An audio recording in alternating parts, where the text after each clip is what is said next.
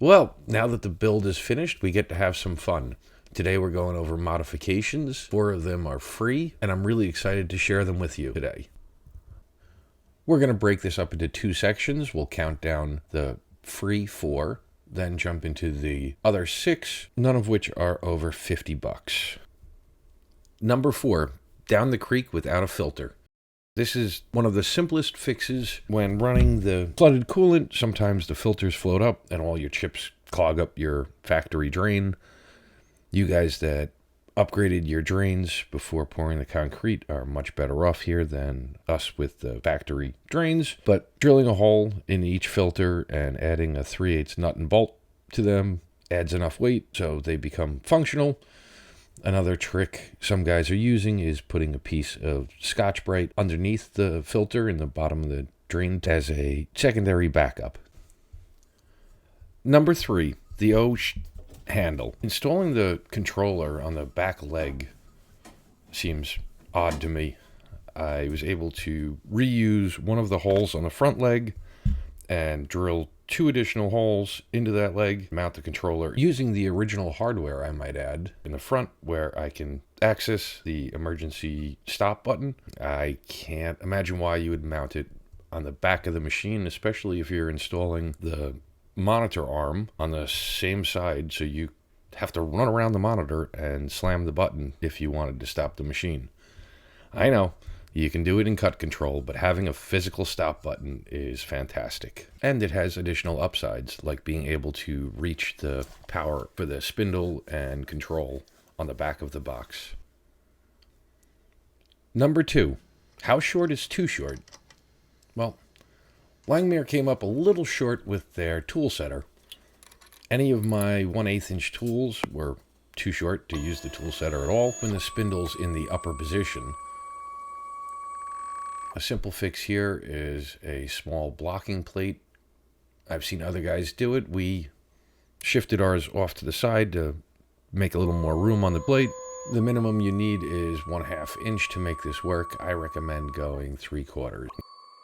Well, finally, I've been dying for this moment. Number 1, 100% free.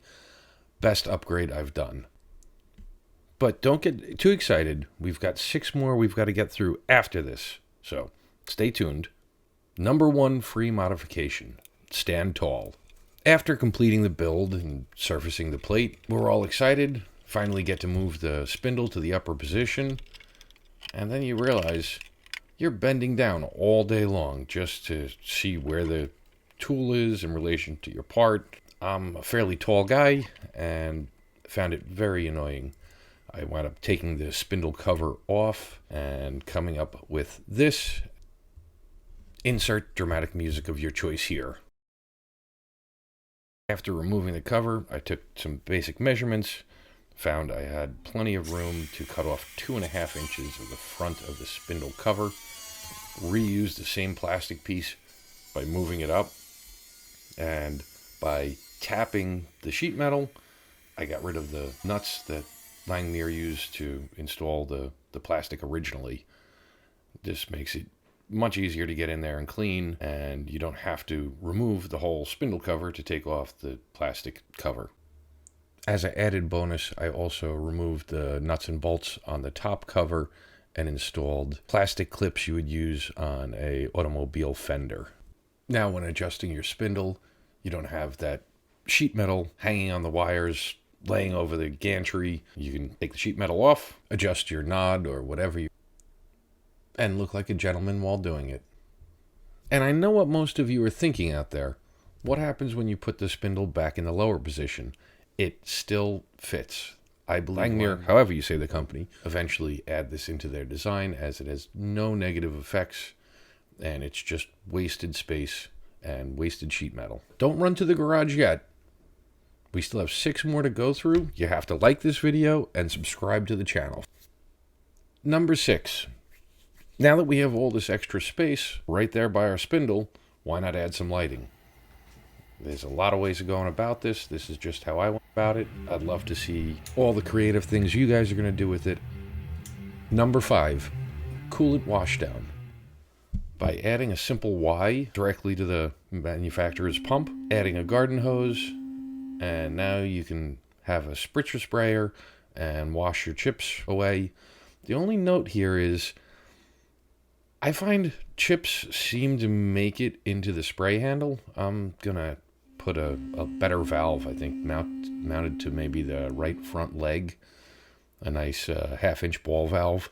That way I can shut it off, because I find even after I clean out the spritzer nozzle, an hour later, coolant starts leaking out of it, and I always have to leave it laying on the machine so the coolant runs back into the drains. Sticking with the same thread here, once you've got this additional visibility from cutting off that extra sheet metal, you've got good lighting, why not put the monitor on an articulating arm? I think this cost me $30. I'll throw a link. I'm tall, and being able to have the monitor up high and move it around has been very helpful. Number, I think, 8? I don't know where we are. Adding magnets to the wrench. You can see here, if you set it, I'll take a tape measure and put it up there so you can see how far back. Just mounting this simple magnet to the wrench holds it in place a little better than just hanging it on the spindle. And once you're done with the wrench, you just stick it to any piece of metal. Pretty simple. Let's see, where are we now? Well, maybe this is the last one. I can't remember. I haven't tried Langmuir's recommended file transfer system. I use a Mac. I'm kind of in that ecosystem, so I don't use Google Cloud, or I don't even know what they call it. I use my laptop, and I have it set up in the garage next to the MR-1. I bought this simple $40 selectable 3-way splitter on Amazon. I'll put a link in the description if you're interested.